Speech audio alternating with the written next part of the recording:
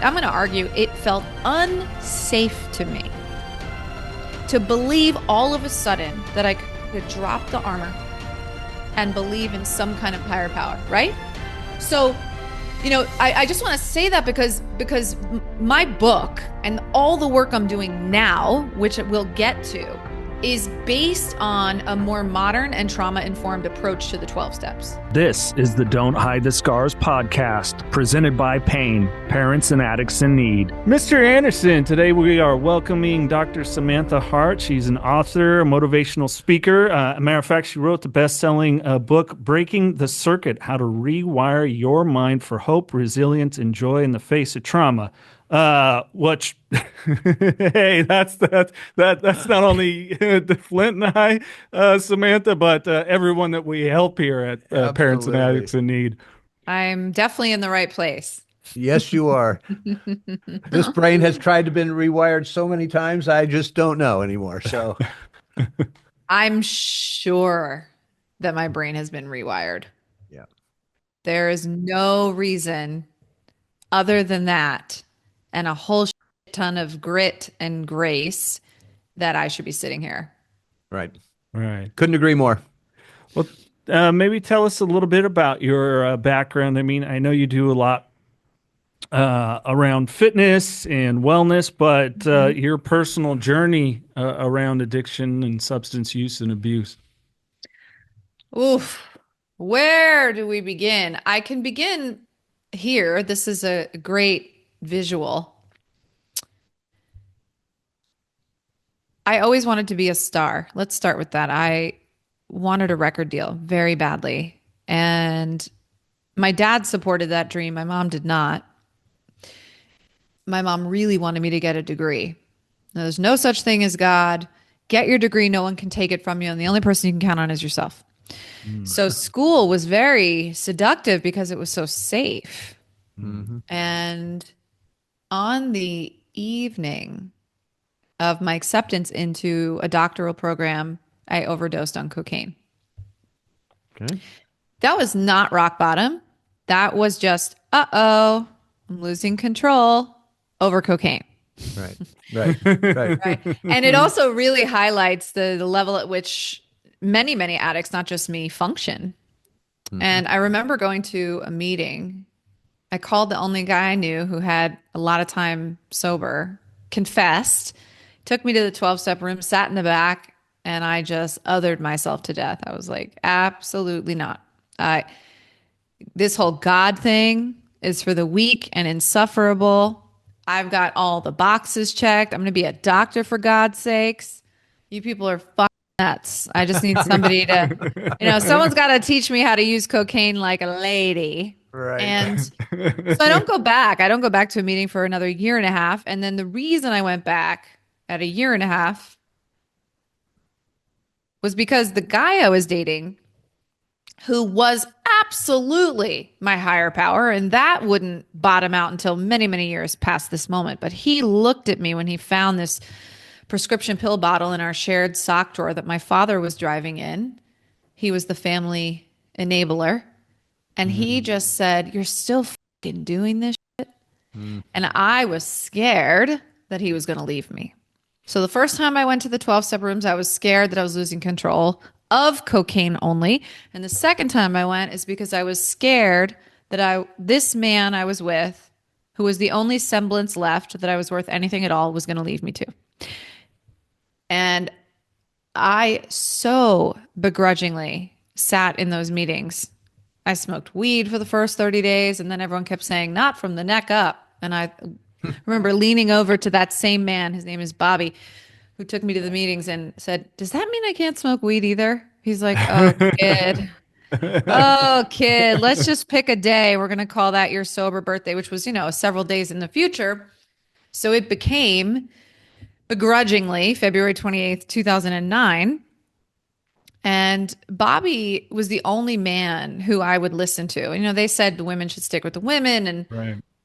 I had such a complicated relationship with both my mother and my sister. My mom has mental illness and abused prescription pills for as long as I could remember. My sister was always dabbling in drugs and hypersexualizing based on a lot of trauma she went through. And so it was going to take decades to heal the wounds around women. And so I figured better someone than no one. And so I asked Bobby to sponsor me, and he just took me all around the city for that first year. He knew everyone's name. He had 22 years sober from heroin addiction. His dad was in the Irish mob. He opened the door at 13 years old to the man who shot and killed his father. He had overdosed on heroin so many times and survived. And this man was just a bright light in recovery. I didn't believe anyone or anything. I hated the steps. I hated God, but I loved and believed Bobby. And we bulldozed our way through the 12 steps that first year. And I never really got a higher power of my own understanding. And he just would say, borrow my faith until you have some of your own. And that's what I tried to do. And I remember 6 months into my first year going away and then coming back from my first vacation sober with that same guy who was still with me that caught the prescription pill bottle. And That's it was the most torturous vacation because not only did I really not have anything in front of, me and the drink. I mean, spiritually speaking, nothing. But the ridicule between my ears was so unrelenting. And I just didn't understand until that moment what the I was drinking and using over. Mm-hmm. And then I was like, oh my God, it is a war zone in my mm, mind. mm, I can't stand living here. mm. I remember coming back, going to a meeting, raising my hand, and just crying for the first time, which was a small bout of surrender. It didn't last very long. At the end of my first year, Bobby started acting weird. Couldn't put my finger on it. I had an opportunity in graduate school to come out to California where my then boyfriend, now husband, was thinking of moving. And I did a clinical rotation in physical therapy school for 8 weeks at Cedars-Sinai. And I remember this was so difficult for me because, again, it would take decades to learn how to set a boundary. But I said to Bobby, I don't know what's going on with you, but we were friends before you were my sponsor. And I'm just going to get a temporary sponsor out in California so we can go back to being friends because it seems like you're going through something. And then I didn't hear from him. I came out to California. I was here for 8 weeks, and about 4 weeks in, I have all this cool stuff I want to tell him. He's never picking up his phone. He was so responsive. And I was so angry. I'm just such a typical newcomer. It's all about me. And this guy is in his ego because I said I wanted some other sponsor, right? So finally, his wife picked up and said, Bobby relapsed. That's why you haven't heard from him. I was like, there's no way in my mind. There's no way that that's what happened.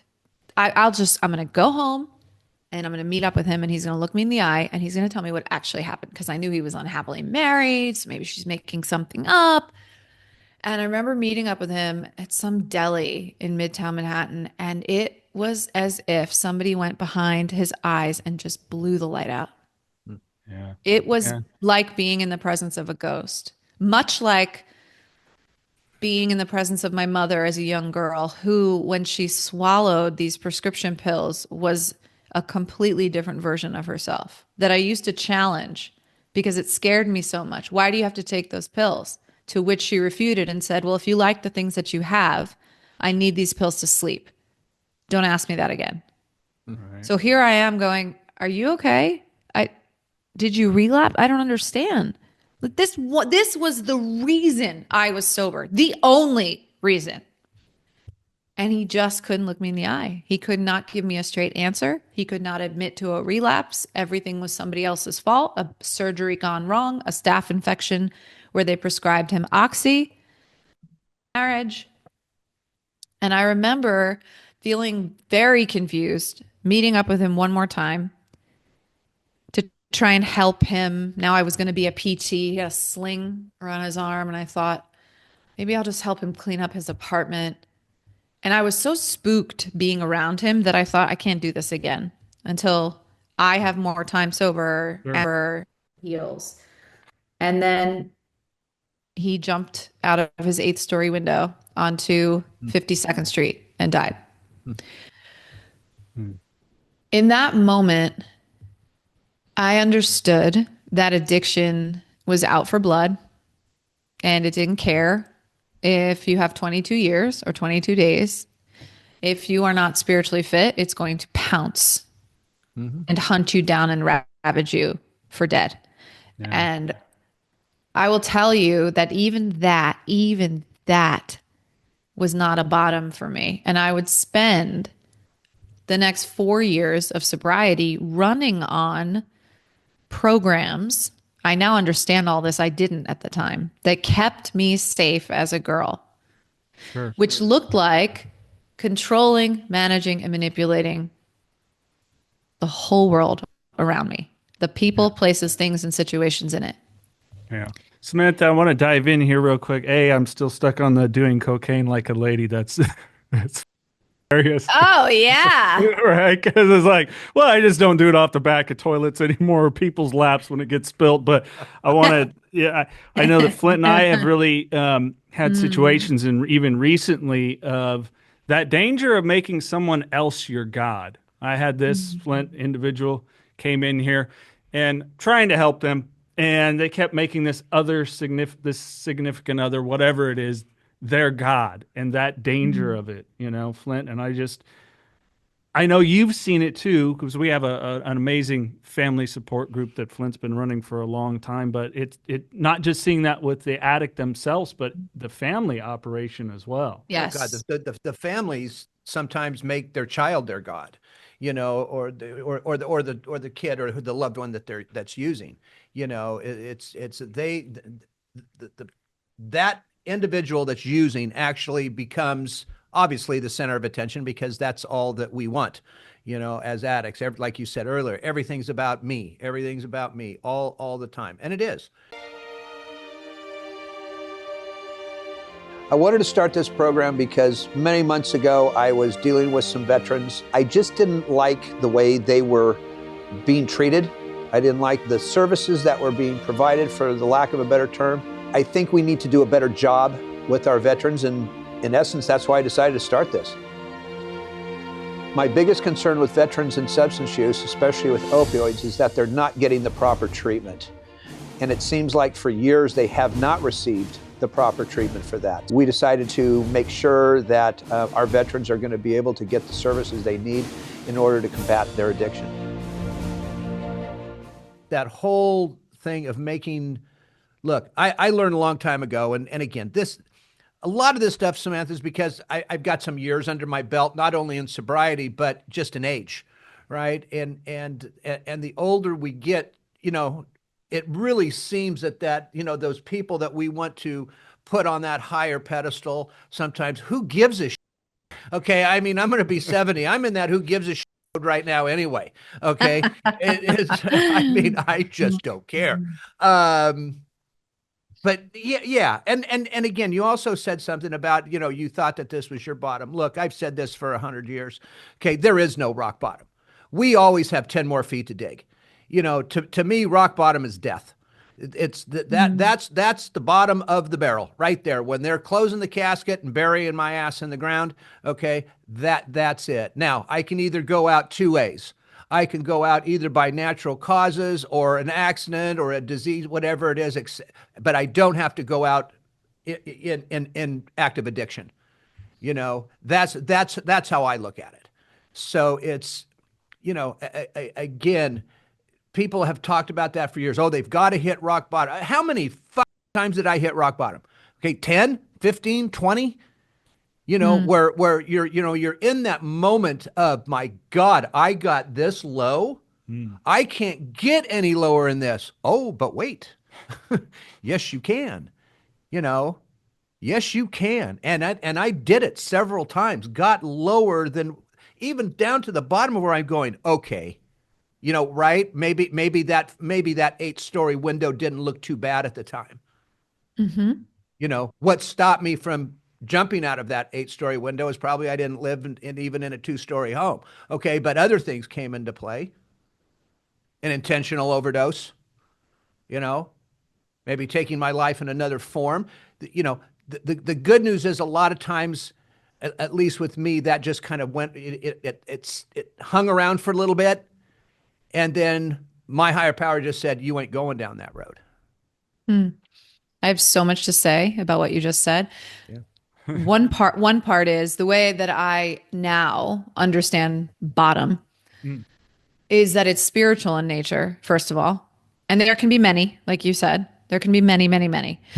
If we're spiritually evolving and we also have no idea what life is going to serve us, we have no idea how we're going to handle the next wave of shit that comes toward us, right? So there can always be a new spiritual rock bottom. But for me, bottom is a place where you don't want to die, but you can no longer go on living the way you've been living. So it's a very small window of opportunity. It's often brought about by a ton of pain, and pain, it can be a circuit breaker. It's like just the lights go out and you have an opportunity to think differently, behave differently, act differently. And if you do it enough successfully and it's different enough than the way you were living before, you can get yourself away from the bottom and start climbing back up to some new reality, some new level of consciousness, which has been my experience again and again. So, my bottom was, and this ties into the other thing that I want to say about other people being a higher power. My bottom, my first, was in a marital crisis at 5 years sober, when I was sure something I would say or do was going to change this man's mind. This was the guy that I cheated on 1,000 times in my addiction, who stayed with me when I got sober and proposed to me. Now we were married. We were in California. And I'm like, oh my God, we made it. We fucking made it. This man stayed with me. And then he pulls away and he pulls away and we're not sharing finances and he's going on trips and he's leaving his ring on the nightstand and he's rejecting me sexually. And my intuition is trying so hard to speak up. I know he's cheating on me. It doesn't make sense. It doesn't make sense. Overridden completely by my critical voice. This is what you get for what you did. Punishment fits the crime. And also, he's the only thing I've got that's proof, again, that I'm worth anything at all, because I don't have a God of my own understanding. Why don't I have a God? Why is he my God, though? And this is the thing. I don't have a God, not just because I was literally taught that if you believe in God, you're a fucking idiot. And the only person, this is at my childhood. I'm 4 years old. My mother's telling me, there is no such thing as God. You are a fucking fool if you believe it. And I'm going to show you all the reasons why there's no such thing. This is how I got fucked over. This is how I got fucked over. This is what your father did to me. This is why I'm cheating on your dad. Men are fucking assholes. And now I'm supposed to come in, and I've operated, by the way, by becoming whatever the world needs me to be. What does mom need me to be? Sure. So she's okay, so that I'm safe in my house. When you develop that level of armor as a young child and you come out into the world, yes, I developed a cocaine problem, but everything else around me was still working. It made no sense to me. In fact, I'm going to argue it felt unsafe to me to believe all of a sudden that I could drop the armor and believe in some kind of higher power, right? Yeah. So, I just want to say that because my book and all the work I'm doing now, which we'll get to, is based on a more modern and trauma-informed approach to the 12 steps. Because in my marital crisis, I was in that window of opportunity where I was willing to do anything because I knew if I touched drugs, I was going to die like Bobby did. And I couldn't keep living by making people my higher power. Sure. So now what, right? So this woman comes in who I heard speak at a meeting who seemed so joyful. She had killed somebody in her using in a car accident, but was free from suffering in multiple 12-step programs. And I was like, I need you to sponsor me right now. And she said, what if we do the steps on your marriage? I'm like, what do you mean? Well, instead of being powerless over alcohol and cocaine, which we know you are, you're powerless over him. What happened in the past, whether you'll be together in the future, whether he's telling you the truth. And when you try to exert power over him, and by the way, every other person, place, thing, or situation, your life becomes unmanageable in the following ways, right? All my power is going outside of myself for validation. I have no sense of peace. I'm constantly anxious. no worthiness. The list went on and on. So then what do I have power over? If all of that is true, and that's where I'm spending all of my time, then what can I control? So we go through the steps like that. Every single step is repurposed in this way to match the crisis that I'm living through. And we got to the 9th step. And this is so important in my work today because it's what changed my life. And it's still missing in 2025. And I don't think it should be. I had made so many amends. I was the selfish, egomaniac addict who had hurt tons of people, especially my husband. 5 years sober, I had made tons of amends to people. She looked at me and said, have you ever made an amends to yourself? Mm-hmm. I get it. No, I hadn't. Not only had I not, it hadn't even occurred to me. New Perceptions North, the premier drug and alcohol treatment and recovery center in Central California. A full continuum of medically supervised top quality care with programs for detox and patient residential treatment with dual diagnosis, intensive outpatient treatment, sober living support groups, and more. New Perceptions North provides adult men and women with the highest caliber of professional health care, treating each client with compassion and respect in a safe, comfortable environment to begin the process of recovery to proudly create and sustain a life without addiction. Call 559-978-1507 or visit newperceptionsnorth.com. I still think that was one of the biggest struggles and things that come up at times for me as well. But it's that interesting thing about the brain, right? And how it tries to protect us. So we developed all these things, like you said, in childhood. And people often think of the manipulation, because I was the chameleon, that it was like, this is you were pleasing people because you're submissive and not knowing, no. It's actually how I was very domineering of everything. My kindness was bullshit. I was protecting myself all along. I'm hearing that's kind of like the same as you. Like, okay, I'm going to smile at you and do the song and dance so that I can go do this other shit and you're not paying attention to it because I put this nice thing over here. Well, when you're young, I'm going to argue, though, that wasn't the motive. No. When you were young, you're just like, I'm going to please you because without that, I'm scared of who you're going to become or what you're going to do to me or what you're going to say to me or if you're going to stop loving me. Mm-hmm. And then it becomes such a maladaptive behavior that once you invite drugs and alcohol in and you start to feel freedom from whatever your suffering is and whatever shame you're carrying around how you weren't loved and you weren't seen, then you'll do whatever the fuck you need to do to chase that down. Then you become a master manipulator. And here's the thing, right? Like honoring the trauma, being compassionate around the self-laceration so we can finally put a stop to it does not mean we are not going to take radical accountability for our behaviors. Mm-hmm. That's what's so important about this, right? And the 12-step framework is brilliant. But we know a lot more now in 2025 about childhood trauma, addiction, and psychology. So there is a world that exists where we go, oh, wait a minute. If the first amends I should be making is to myself, that means the first resentment on my resentment list should be to myself.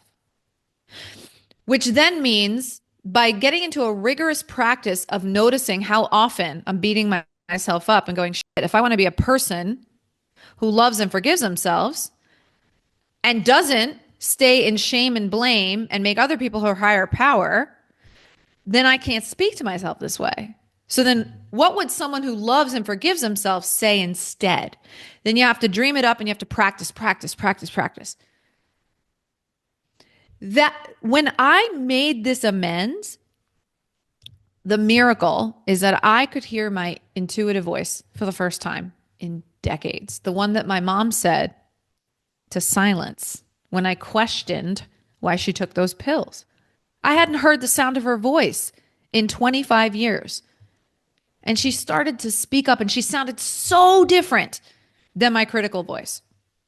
She was clear, calm, curious, and compassionate every single time. And to this day, She is the person, if I have all the parts of Sam, the controlling part, the cocaine part, everyone's at the boardroom table, all my little parts.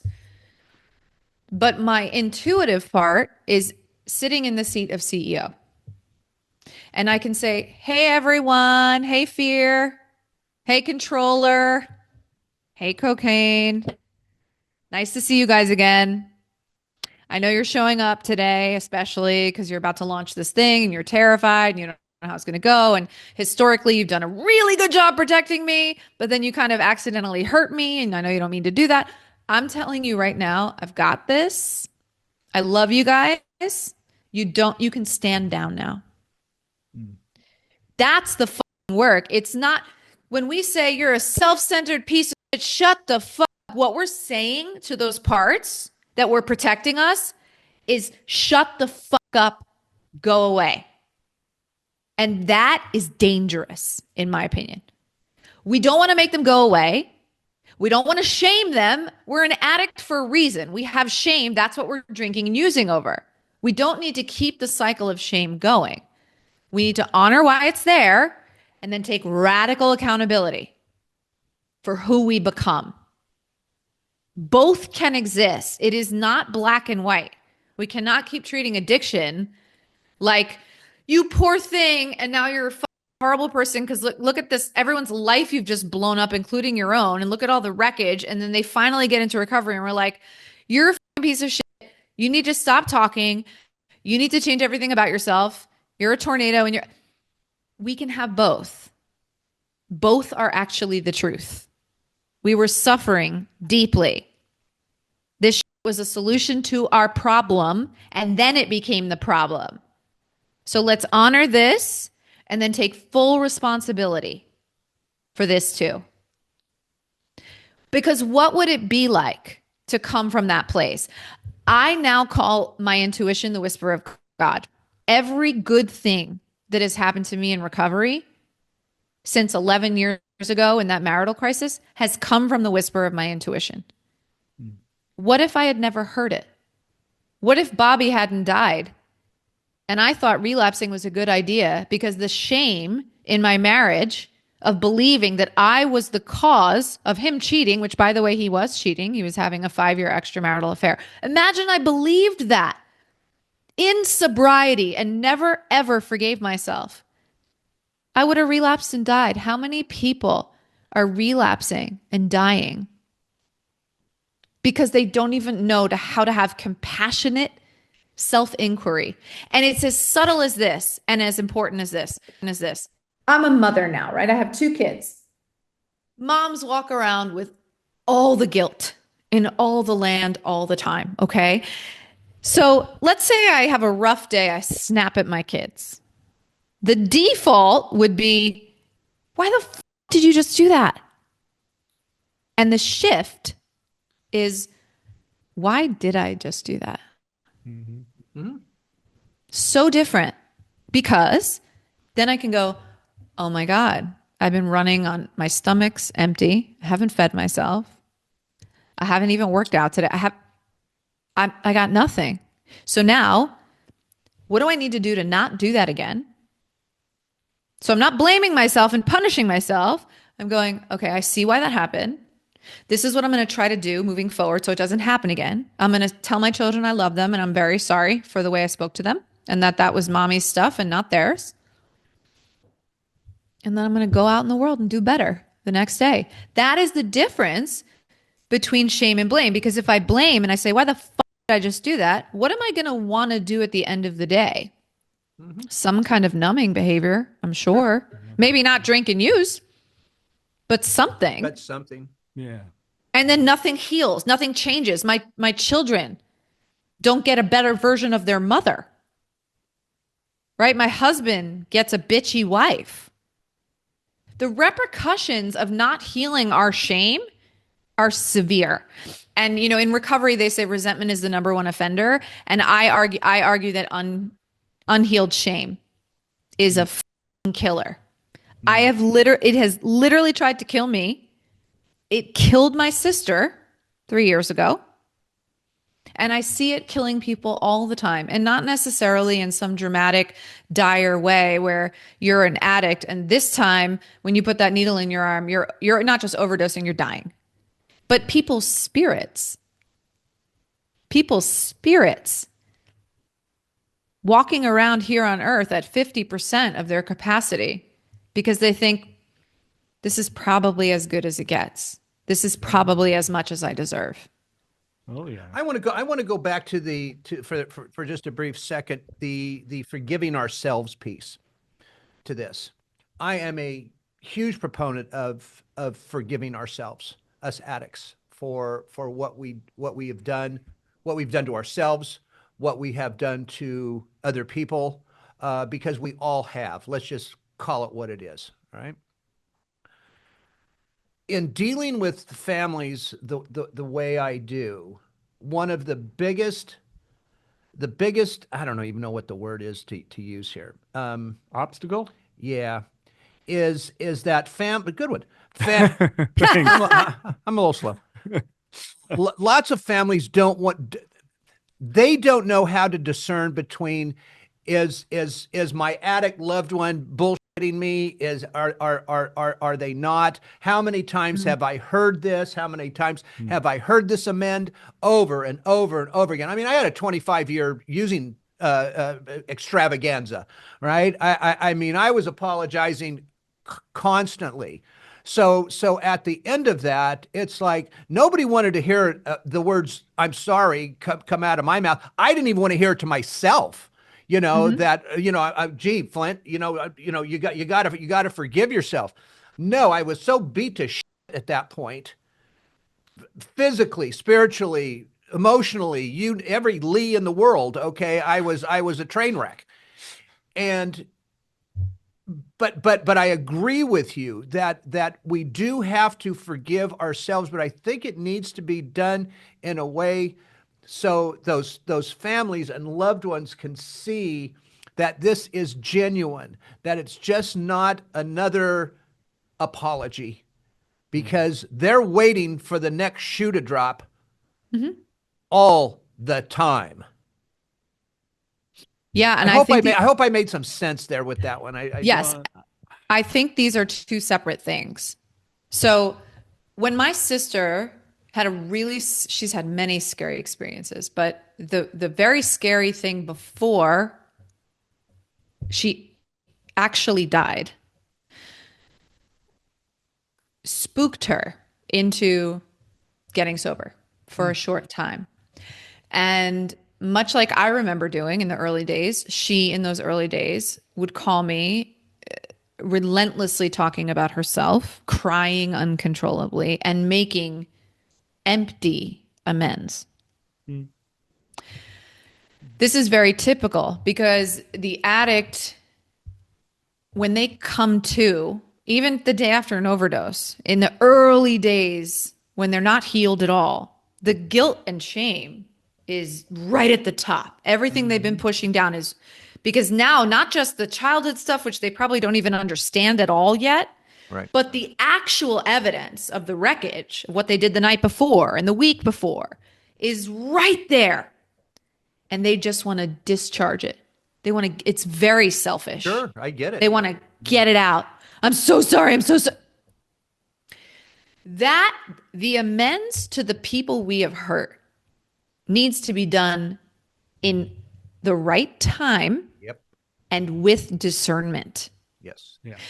Once the addict has done significant work on themselves. Correct. Otherwise, you're right. There's no legs to stand on. The family should be worried. It's an empty fucking promise. It means nothing. Right. If an addict can actually stay the course to do the deep, deep healing work, where before they make a single amends to another human, they are making an amends to themselves and starting to understand where all this stuff has come from and learning how to take responsibility for their thoughts, actions, and behaviors. And they start to accumulate a track record of, I'm actually keeping the promises I've made to myself. I actually am doing esteemable acts, so I'm building real self-esteem. Amends is not the words. That is bullshit. Right. Are you amending your soul? Yeah. Because then it will become evident that you are different. And that's something people can rest their backs on. Mm-hmm. Anything before that isn't real. No, It's not earned. it's not. And as you're saying that, now I'm thinking of another thing here. And one of them is this: we deal with. I own a treatment facility as well as running the nonprofit. Okay, and again, I am huge on people getting detox the correct and proper way, right? Not thrown in a room. Again, I have a faith. Everybody knows this. I have no problem with it, but I have a problem with somebody throwing a person in a quote a detox and drug rehab facility that has no detox protocols for people. You just can't throw somebody in a room with a Bible and say, pray your way out of this. It That's doesn't right. work that way. That's right. So, but where I'm going with this is we deal with a lot of 18 to 30-year-olds. And we all know that that brain isn't fully mature to the age of 26, and that's without drugs and alcohol.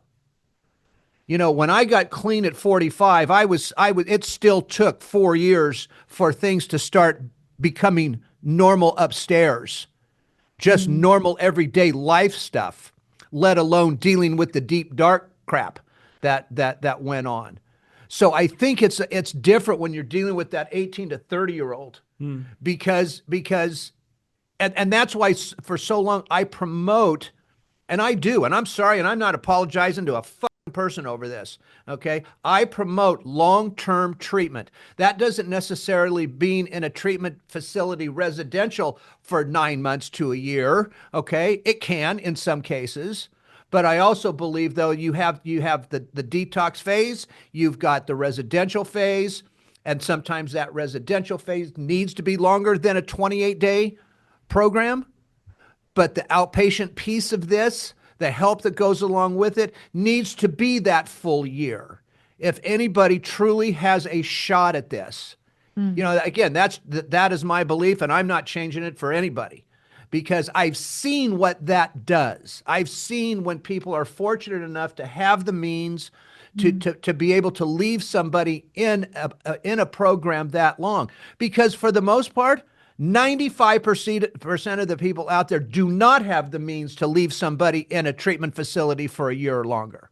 They just don't. So we're seeing this relapse thing over and over and over and over again. And every time somebody relapses, it takes them back another 50 steps. Yep. Well, and I think something that I really stuck with me, Samantha, that you said, especially about the getting right with ourselves first, because I know for me, I had a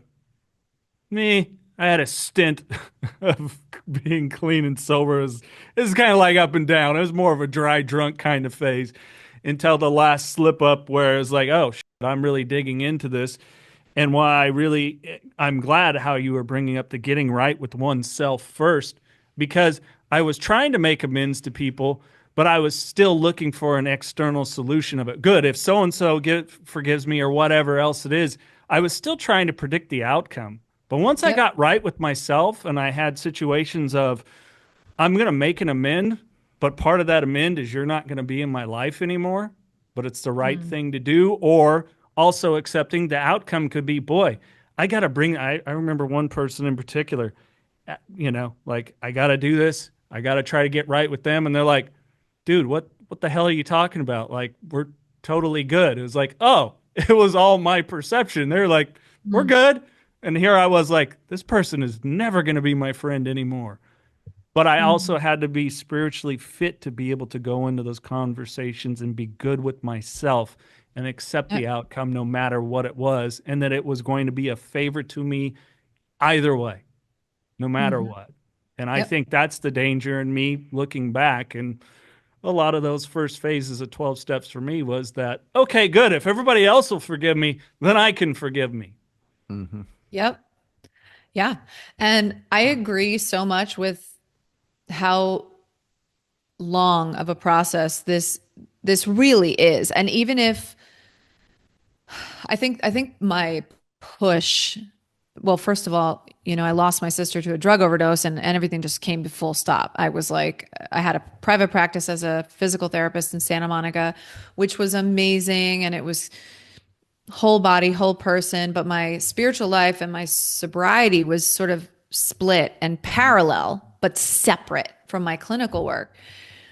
And that whole business of soul sickness, I kept noticing in the patient. They're not substance abusers, but they're addicted to perfectionism and people pleasing and thinness. And all of that was getting in the way of their body pain being cured. And it bothered me. But once she died, I was like, that's it. I have to put the spiritual side of wellness at the front of what I do. So my book, started as the stories of my life and turned into this modern adaptation of the 12 steps. And part of it is because, first of all, it's what saved my life.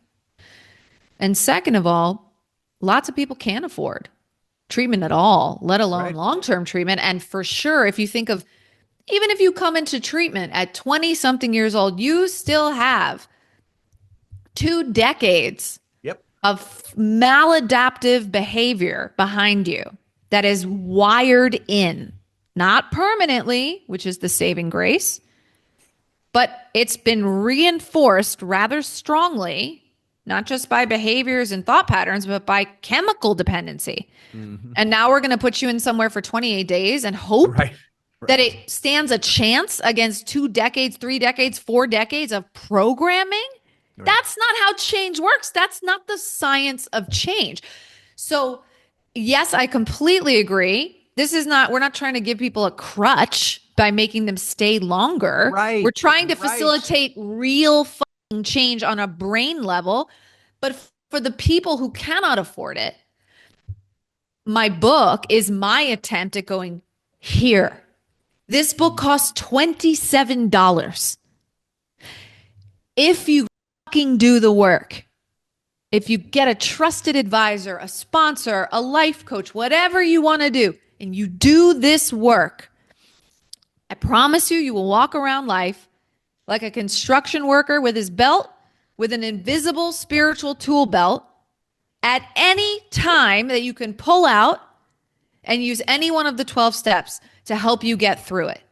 It's going to be your responsibility to do the work and your responsibility to use the tools again and again and again until they become your normal, until they become intrinsic the way those old shitty patterns did. Right. So, both ends are true, right? Like if you have the means to get placed in a facility where everything around you is to your absolute benefit, all the therapies, all the modalities, all the healing, the safety of how scary it is in those early days and weeks of getting sober and what you have to confront, do it. But if you don't, there's a lot of things that you can do, but just get ready because you're signing up for the rest of your life. Which life do you want? Right. Right. But I agree with you. I agree with you 100% on what you just said. But here's the rub.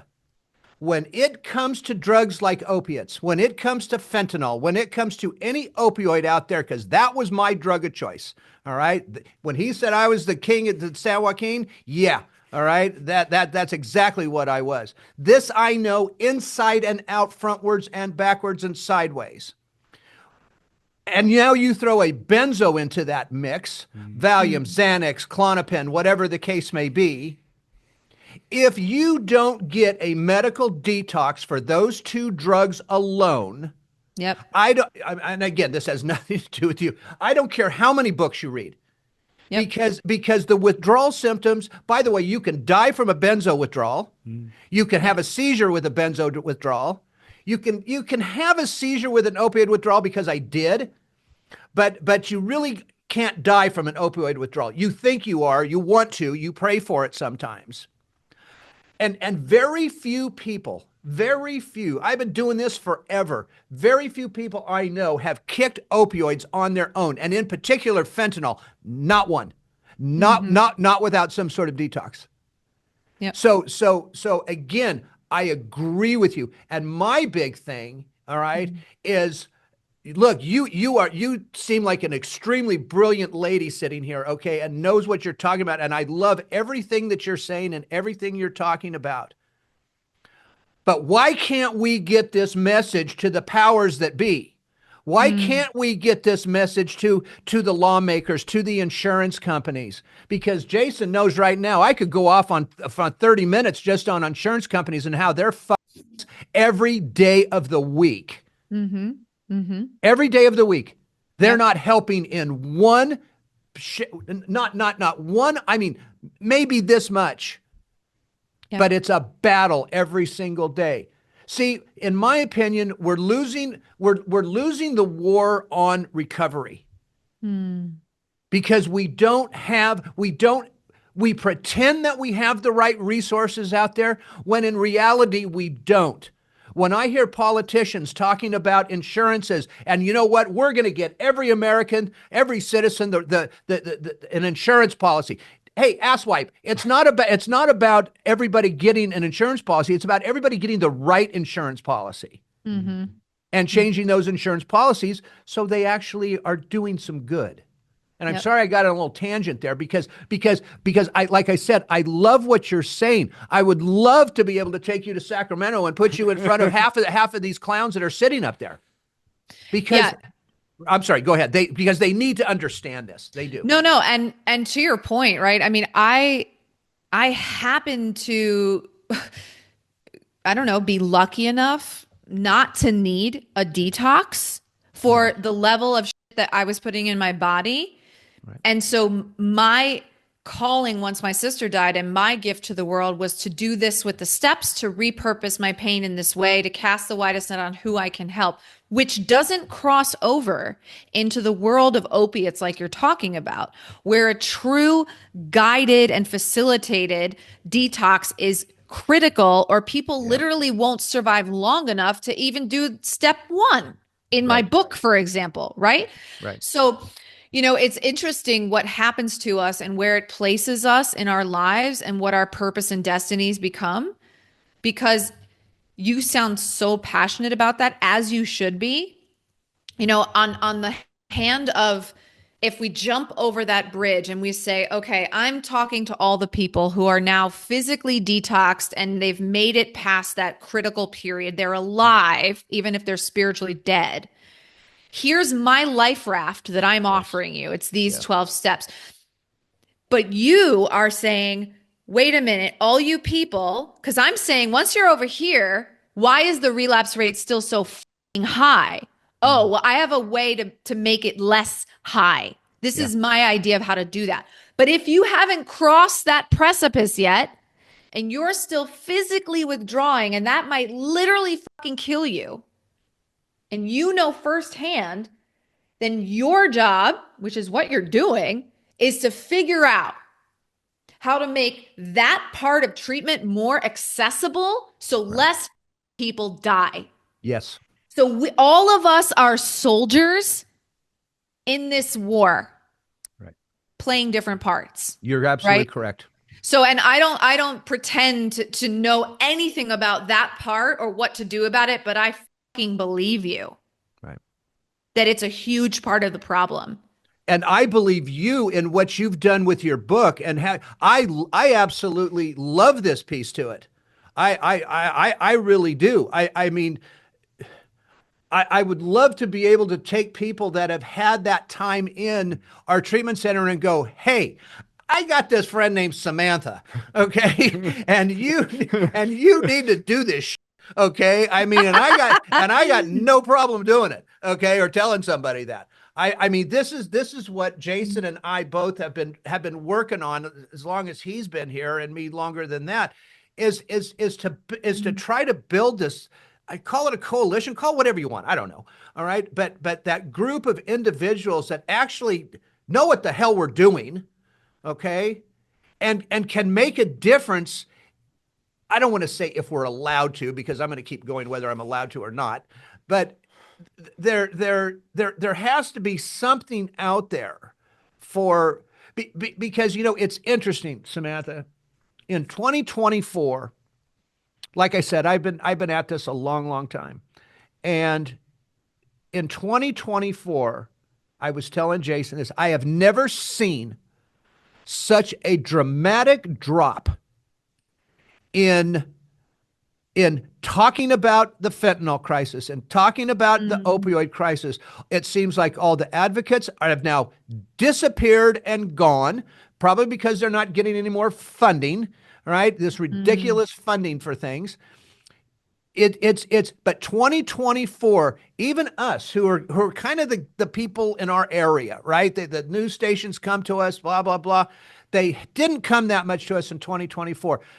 I know this for a fact. ABC, CBS, some of these larger television corporations, they don't want to see homeless on television anymore. They don't want to see addicts walking around slumped over on TV anymore. They're shying away from it when it is still the number one problem and the number one killer in the United States today. I mean, really? Well, what's your feeling about why that is? Why don't they care? I mean, I have a feeling about it, but I'm curious what you think. Look, I can be kind of a pretty basic guy from time to time. I can get neck deep into things if I have to, but I really think it boils down to the fact that the majority of these people, it has not hit them personally. They may know somebody, maybe a neighbor, maybe a half-assed relative somewhere where this has affected them, but it really still hasn't affected them. And when you're talking about addicts, look, like I said, I was taking 70, 80 Vicodin a day for the last 2.5 years of my using. I was a walking train wreck. And when people see that, it's like, I just got to stay away a little bit here. It is. We're almost treated, and especially when you see somebody, especially walking around San Francisco or LA or Dallas or New York or Philadelphia in particular, right? When you're seeing walking zombies all over those streets, people assume that's the everyday addict. Well, guess what? That's an extremely small percentage of the addicts that are out there. The addicts are us. The addicts are the ones that live next door to you. By the way, the school teacher, the garbage truck driver, the garbage truck driver's kid. All right. I mean, those are the addicts. So again, it's like people just don't want to hear it. That just seems to be the easiest response I can give.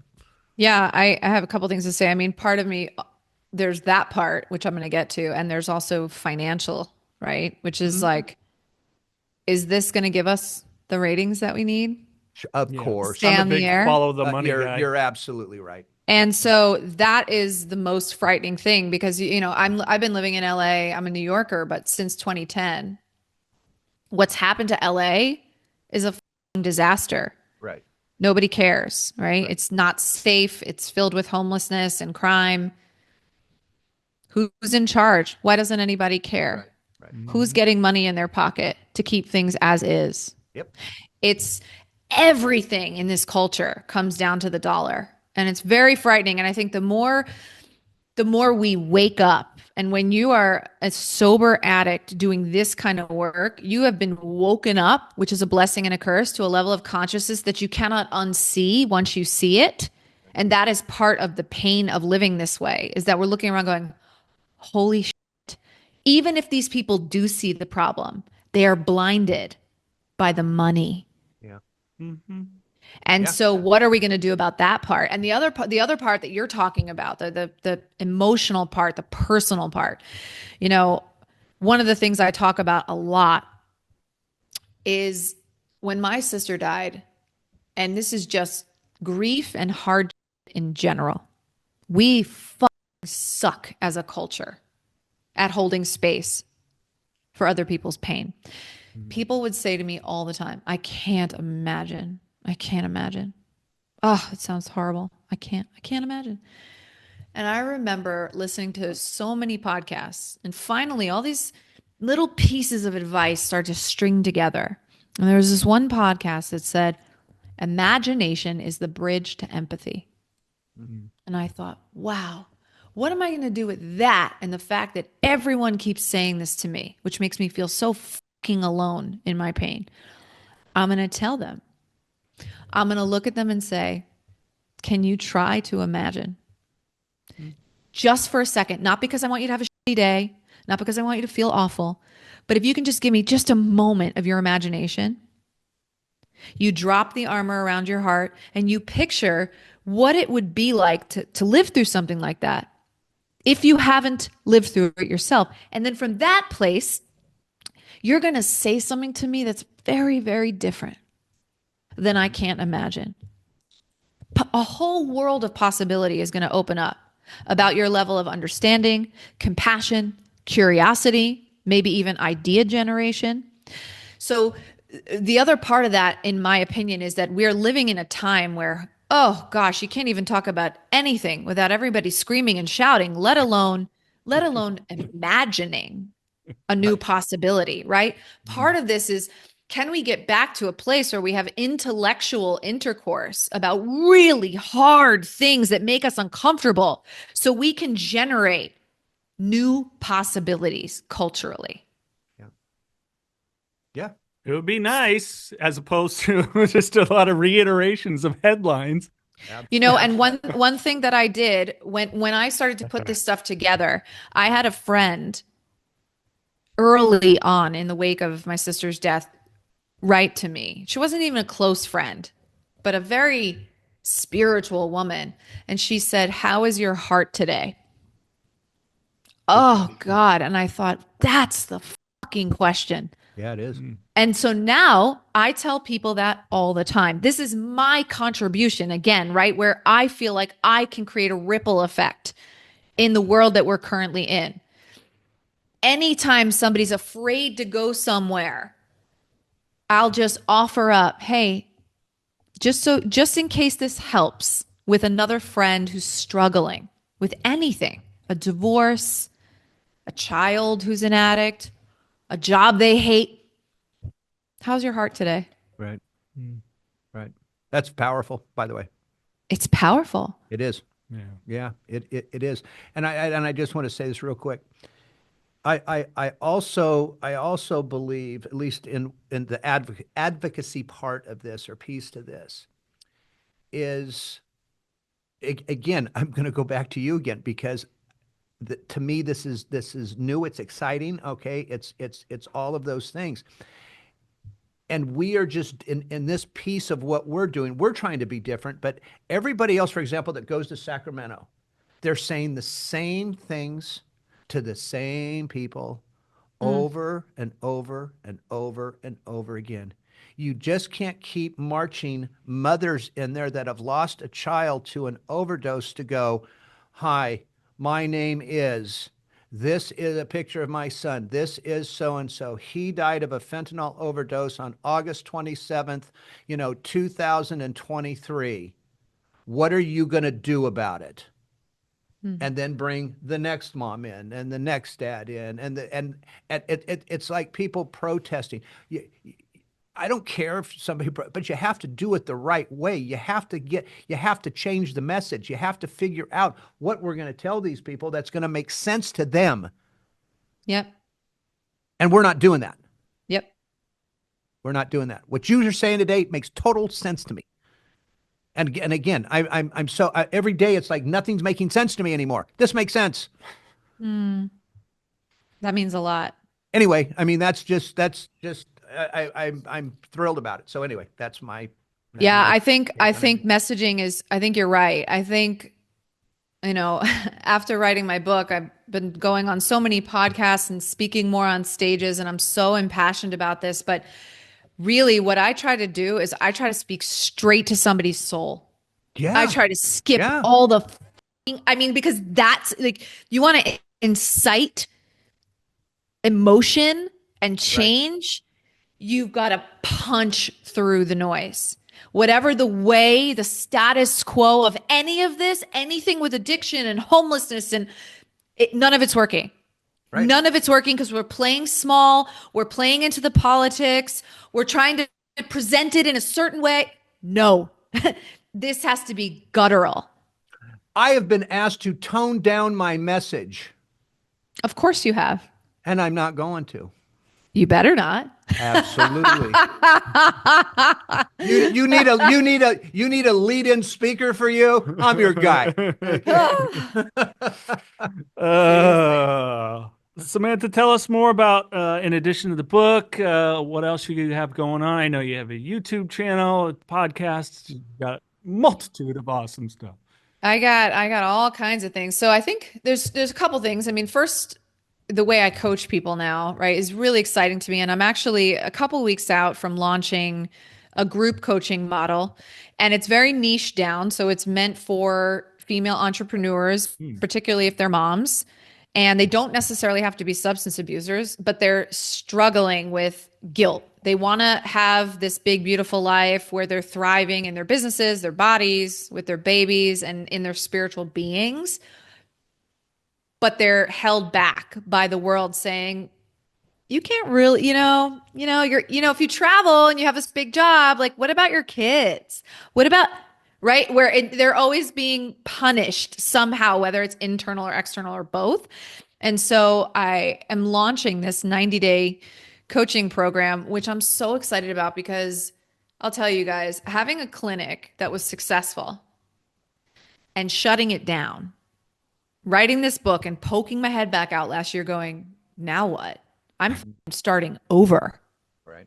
Like, oh my, it's so scary. Such an identity collapse for the sake of honoring the call of this mission I'm now on.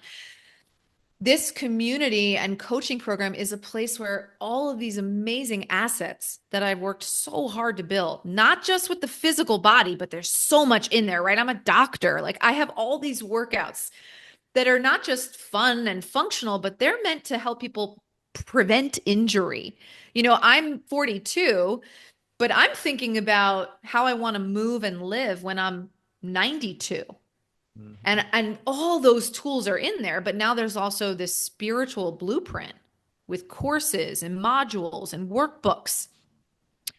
And it's called Hardcore Hustlers, right? Because yes, we're going to hustle for this big, beautiful life we want, but we're going to do it from our heart. We're going to do it from a real place. And I'm excited about the possibility of something like that because I don't want the price to be high. I want to bring in as many people as I can. I want it to be more about numbers. If people want to work with me one-on-one, they can upgrade to a one-on-one. That's fine. So that I'm really excited about. The other thing that I started once my book came out, it began as part of my book tour. I want to throw an event together in LA where I essentially do what I've been doing in 12-step rooms for 15 years, but outside of the rooms. I'm going to share my story with a microphone, why I wrote the book, and I'm going to do a Q&A.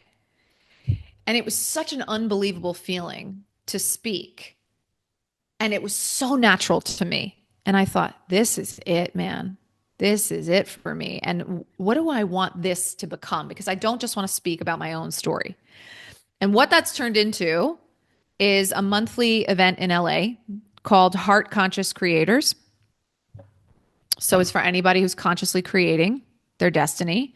You could be a recovering addict. You could be an entrepreneur. You could be a content creator. You could be a mom who's reinventing herself after babies. As long as you are designing your life with meaning and impact, no matter what stage you're in, you belong in that room. And what it is great speaking meets live music. So one of the amazing things that has happened in writing my book and dropping back into my creative side is that I started singing again after decades of not singing. And I'm almost finished making an album that corresponds with the chapters and messages in my book. And in these events, I bring anywhere from 3 to 6 additional speakers. So I do a keynote and then I do interview style, panel style. Sometimes it's very intimate. I never really plan. I read everybody's bio, but it's very visceral, I use month to month one of the 12 steps as the theme of the event. And what I'm doing is I'm extracting the universal message from the step. And then we're talking about how we can apply that tool to how we live, love, parent, and work. Mm-hmm. So it's these very meaningful conversations, and we have breakout sessions. There's networking, there's gift bags. I always put my book inside of the bag. And that's been such an amazing thing to start because it's a place where I get to bring all of me into one space, which after my sister died, I promised myself that I would do, that I wasn't going to live compartmentalized where the spiritual side is over here in private and I'm running a thriving practice out in the public where it's just everything was integrated and I was going to be a living, breathing example of what that looks like. And I was going to bring that to the world. So that's been my baby and my passion project. And this month in April coming up will be my 8th edition. Nice. Very nice. If people want more details, your website, the best link to put in the description for them? Yeah, I would say either DM me on social media, which is also at Dr. Samantha Harte, or write to me on my website, but just book a discovery call. Like that, there's a call to action everywhere in both those places to just get on a free call with me so that we can connect more, because that's the most meaningful way, I think, to get my attention, and it's what I care about. Absolutely. Mr. Andersen. Samantha, thank you. This has been an absolute pleasure, not only to meet you, but to listen to what you're doing and the impact you're making. I think that is truly amazing. And I couldn't be more proud to at least know you now. So it's hopefully we can work together in the future. I'd love to do this again sometime. And as always, just keep doing what you're doing. Thank you. You too. Thank you. And thank you for listening to Pains Don't Hide the Scars podcast, Apple Podcast, Spotify. Follow us there, leave a rating or review, or visit our YouTube channel if you're not already subscribed. That's also at Pain Nonprofit.